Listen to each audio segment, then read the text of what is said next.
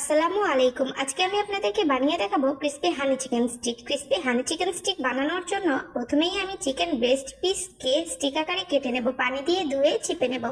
এবার এই মাংসের ভেতরে আমি গোলমরিচ গুঁড়ো, টেস্টিং সল্ট, তেল দিয়ে ম্যারিনেট করে নেব।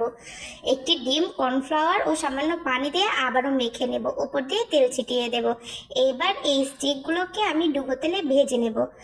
ভাজা স্টিকগুলোকে তুলে নিয়ে ঠান্ডা করে আবারও ভেজে নেব, এতে করে চিকেন স্টিকগুলো খেতে খুবই মুচমুচে হবে। এবার একটি বোলে কিছু টমেটো সস, চিনি ও পানি দিয়ে গোলা করে নেব। একটি প্যানে সামান্য তেল দিয়ে এই গোলাটা প্যানের মধ্যে দিয়ে কিছুক্ষণ জাল দিয়ে নেব। জ্বালানো হয়ে গেলে ওপর থেকে আমি চিকেন স্টিকগুলোকে দিয়ে ভালো করে মাখিয়ে নেব। মাখিয়ে নিয়ে প্লেটে সার্ভ করে ওপর দিয়ে সাদা তেল ছিটিয়ে দেবো। ব্যাস, হয়ে গেল আমাদের ক্রিস্পি হানি চিকেন।